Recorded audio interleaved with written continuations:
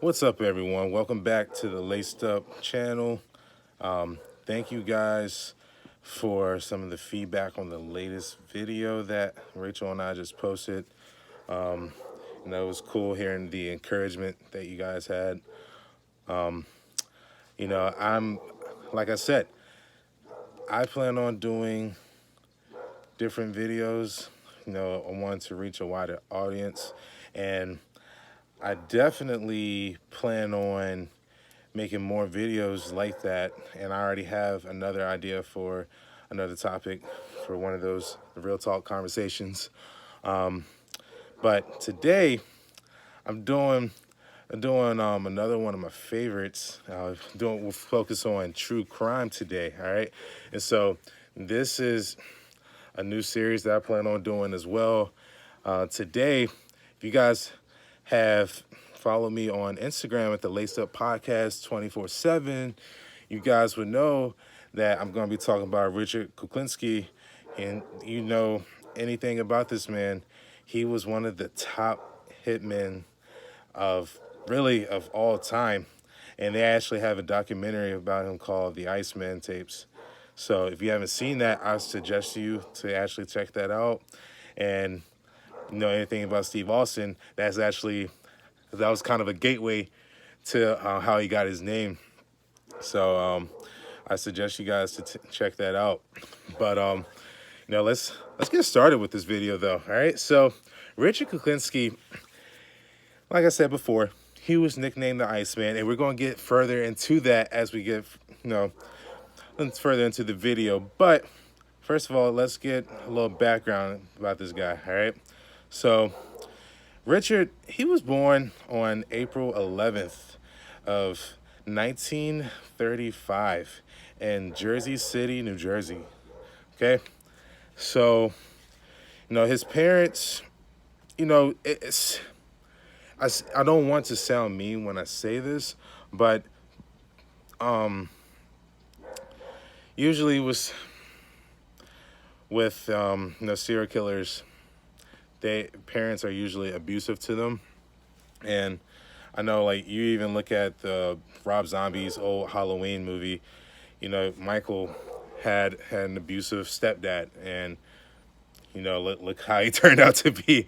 But like, same situation though, kind of here, where Richard had abusive parents, and they were really, I want to say, emotionally abused. Like, they said stuff that were pretty cruel to him, and just physically abusive as well, and to him and his siblings. So can only imagine, like, how he turned out. But let's so he dropped out of school when he was only in the 8th grade. So, but I don't want to say this to make it sound cliche, but a lot of people back at that time, you know, families, they didn't have the luxury of sending their child all the way through school. Like, it was really common to see some people dropping out of school like that. So, you can only imagine a kid that was getting emotionally abused and physically abused at home, dropped out of school. Like, you kind of can tell where the story is going to drift. So, he he committed his first murder in his early teen years, and the victim actually happened to be a cat. So, another reference, all right? You might find me making more references to Rob Zombie's Halloween that came out in 2007, because Michael Myers, the first thing that first type of kill he ever had was it was a squirrel, I believe, in that movie specifically. Like, it was in the woods. Like, he killed an animal, and it's just unfortunate. Like, and another suggestion for the people out there that love the crime documentaries. If you're watching this, I'm sure you probably do. You need to check out "Don't F with Cats." Okay, so that's definitely one that I think that it, if you like animals, like, if you don't like like I love animals. I have 3 dogs, and you probably could hear them right now. I'm not sure if you can or not, but yeah, like they in that documentary, it was kind of gruesome what the guy did to some of the animals in there. So if you kind of have a weaker stomach for that, don't watch it. But if you don't mind that, I suggest you check it out because it's kind of interesting how all of it in the end of what it turned out to be. So definitely go and check that out, peeps. But when he dropped out, when Richard dropped out of high school, though, he began partaking in crimes like bootlegging and bootlegging pornographic films. So like this is obviously this is a little small petty stuff, but he it's going to gradually build. So stay with me, all right?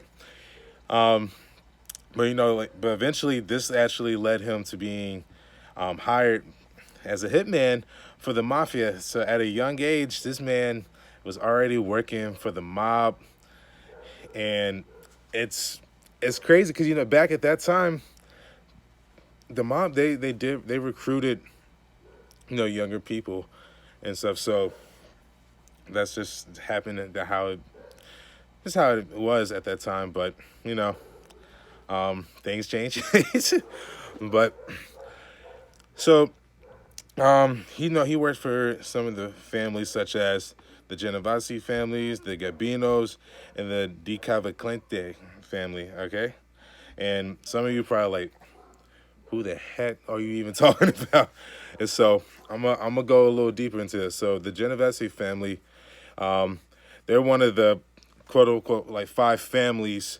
And for the people that don't know what that is, the 5 families is actually one of they're like the top 5 mobs in the New York City at that point in time, and that was the nickname that they given those mobs, was the 5 families.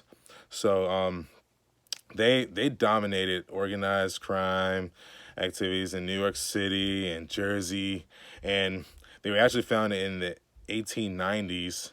And according to my research, okay, this family is still present today. You know, like it's I have no doubt in my mind that there is definitely still mobs out there. Like there's just more underground than it was before. So yeah, like it's you guys we should know that. We should know that. But moving on, the Gabino crime family, all right? They were also a part of the 5 families that dominated New York City, and their family crimes were famous for, let's see, I want to make sure I read this out to you, for construction, racketeering, gambling, loan sharking, extortion, money laundering, prostitution, fraud, hijacking, and fencing.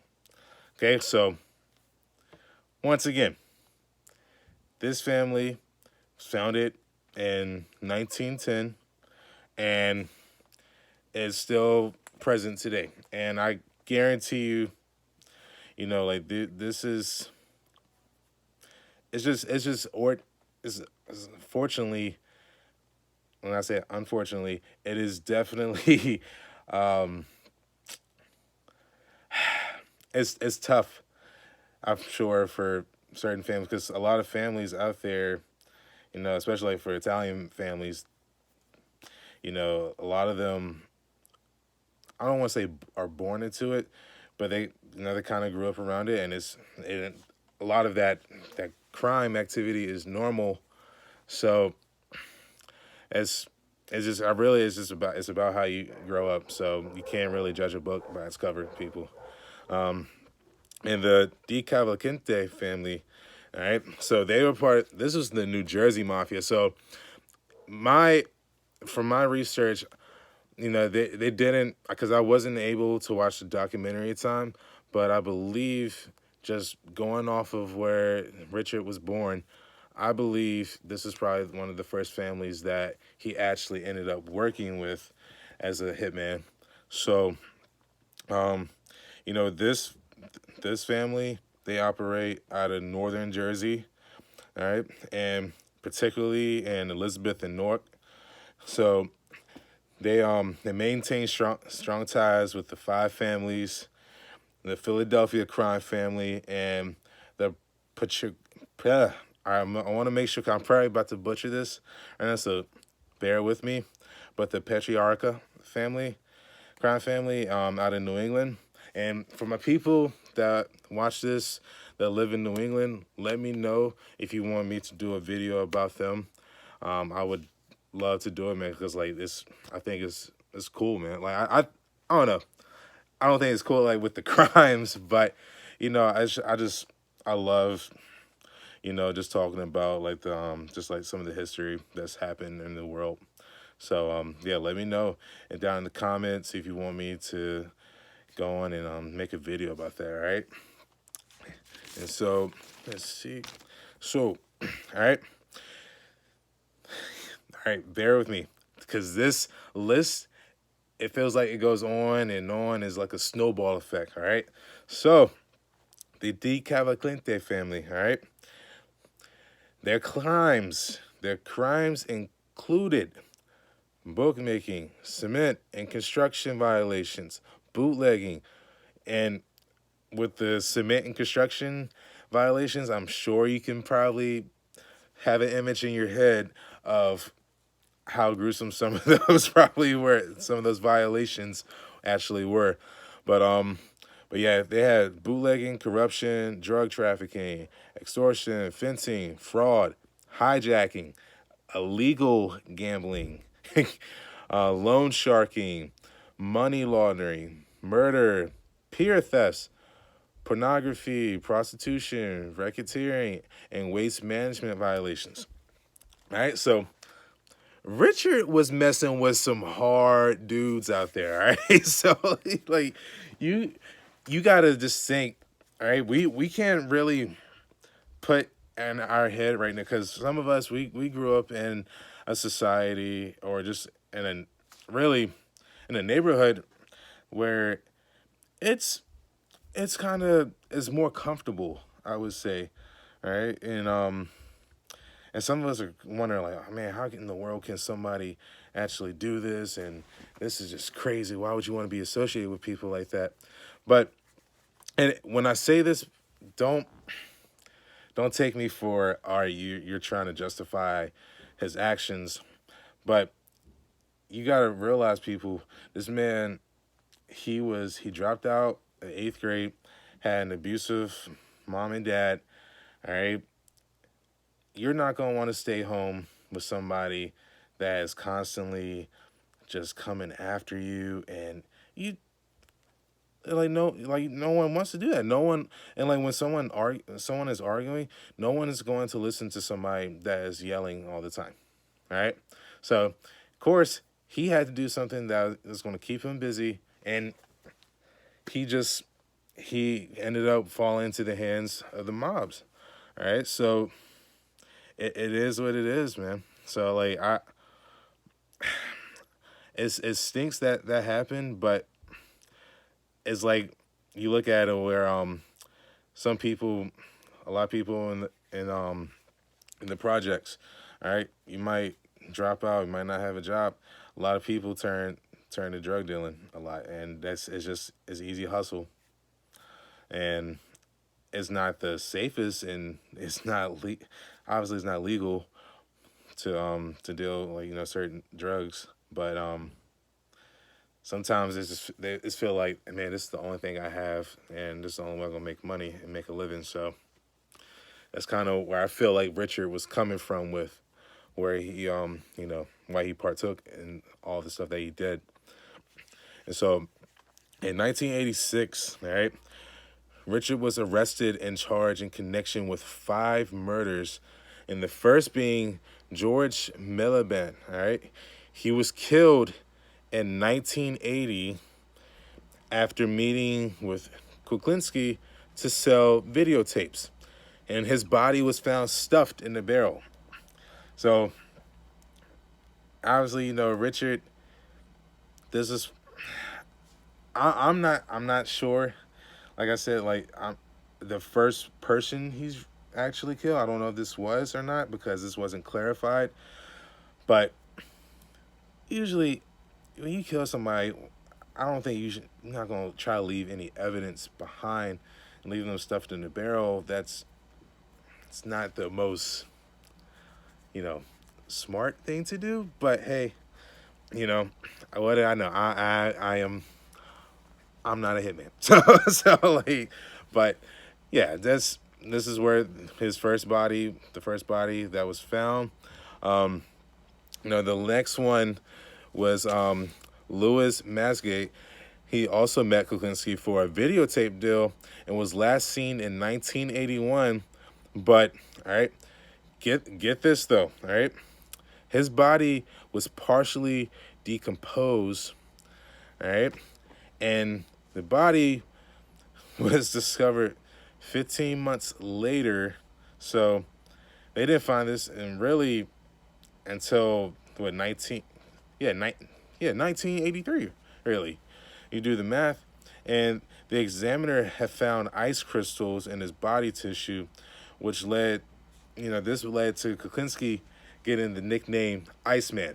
So a lot of you in the beginning were probably wondering, like, all right, why is somebody called the Iceman? But this man, Richard was about that life, and you can kind of say he was probably the original Mr. Freeze. So shout out to all the Batman fans out there to know what I'm talking about.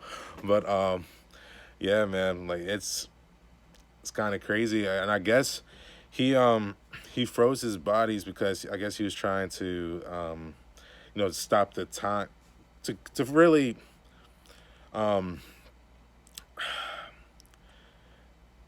guess kind of keep the body fresh of when it was actually dead, because when you freeze the organs and then you unfreeze them, it seems fresher than when the body's decaying, when the body's been sitting out long. It's I see why he tried to do it, but it's like, fam, like you really froze somebody's body, man. Like you pulled a John Kramer out here on people. Gary Smith was another victim who worked hand in hand with Kuklinski, doing the dirty work. All right, and so he was given a cyanide, and then he was strangled by Kuklinski, and his body was found under a motel bed in 1982. So you can only imagine. Just imagine, you go into a hotel, or well, in this case, a motel. You lay on the bed, and then for some reason, let's say like you had your slippers, and then you put them down, and then one of them maybe went under the bed a little too far. You had to reach down to get under it, and you saw a body just sitting underneath or laying underneath your bed. Now, how would you react if you saw that? Because I know for me personally, I'm just like, bruh, yeah. It's like, babe, I think we don't need to stay at this hotel, man. Like we packing up everything and we bouncing, because that, I don't know, to me, I feel like if you found a dead body, it's like, oh my gosh, dude, that means somebody is constantly coming here, and this is maybe this is like their their hideout for their bodies, maybe. And so like that's, I don't know, man, like that's just, it's kind of crazy to me. But his next victim, Daniel Deppner, was also one of Kuklinski's men, and his body was found, and he had actually been poisoned. All right, so Kuklinski, I don't know what his guys did to make him want to kill them, because it's kind of crazy. Like he turned his back on them, or not unless they turned their back on him first, and then like he just said, all right, well, if you guys gonna play like that, I'm gonna finish it then. So this is some crazy stuff though, man. So I can imagine, just having somebody, that you work with. Like, you just constantly scared. It's like probably being feared 24/7. But Paul Hoffman, all right, this is another one of his victims. He was disappeared in 1982 after trying to buy drugs from Kuklinski, and believe it or not, this body was never located. So, I think what he probably did with the body, just I don't know, kind of just thinking right now. I don't know, like, if you guys ever watch was it Ozark, you guys might have seen, like, maybe like in the first episode where they threw one of, I think like the main character, it was, I can't remember his name to save my life right now, but one of his friends, all right, he had actually, one of the mob bosses had thrown him into a barrel of acid, and it decomposes the body so that way then no one could find him. So this makes me kind of think of that. I'm like, all right, this is probably what he actually did. He probably threw a body in the acid, and it's like, dude, why? Where is this? Where's the body? Where's it at? You know.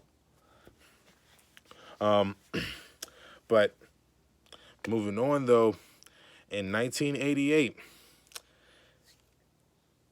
things are starting to kind of come crumbling down for Kuklinski. All right, so he was found guilty, related, with all his related murders to the murders of the death of Smith and Dapner. All right, and he pleaded guilty to the murders of Malaban and Maskey. So, of course, like I just talked about, Paul Hoffman, the one that was just never located, people don't know what happened to this man to that day. So that's just like, what? Like, where? Like, what could have happened? Like, that's the big question mark, really, I think, for a lot of people. All right? But,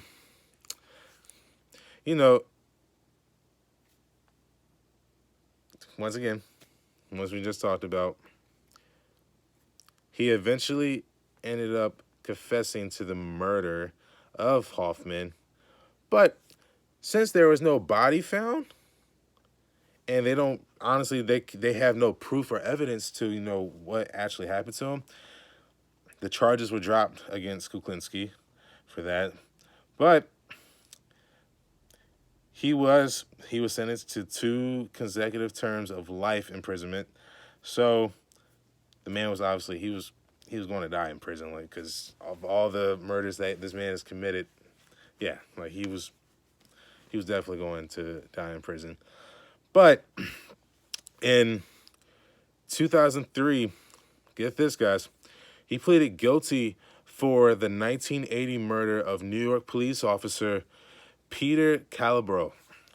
All right, so once again, that was, I believe he had the evidence to how he killed Peter Calabro, because I mean, once again, this is a professional hitman.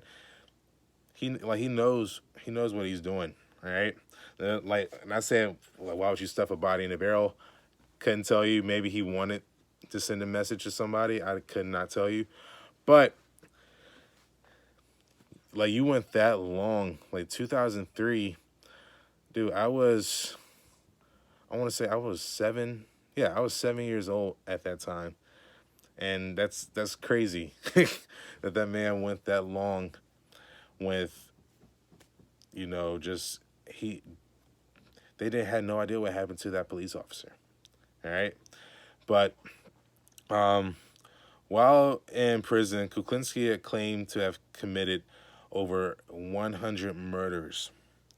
All right, so whether this was just talk or this was for real, dude, like, this was a grade A serial killer, and Richard Richard was messing with some rough dudes, man, and I think we could kind of look back on this. It just makes you wonder what could have happened had his parents had been supportive of him and actually, just I don't know, just been there for him and been a little bit more a little bit emotionally more supportive because I don't know, like he definitely has control of his actions. Like he could have taken a better route, but once again, he felt like that there was nothing left for him to do, so he turned to what he thought was best, and that was to be a professional hitman. So it's unfortunate, but you just kind of got to think about it. It's like, man, like what could have happened had this man had that type of support in his life. And Richard, he did go on to die on March 5th in 2006 in Trenton, New Jersey. So it's almost like some Sopranos stuff. But yeah, man, you guys let me know if you like this video, and obviously, this is my first video of doing the true crime like that. So let me know how you guys feel about this, and if it's something that you guys want me to do going forward. I do plan on making the quality a little bit better because right now I'm still learning. So just bear with me, and I promise you guys I'm gonna give you guys the content that you actually want and that you guys deserve. So with that being said, though, make sure you like this video and subscribe. All right, if you haven't done that already, what are you doing? What are you doing, man? All right, but guys, look, thank you for staying with me and watching this video. Love you guys, and stay tuned for the next one. Stay laced up. Peace.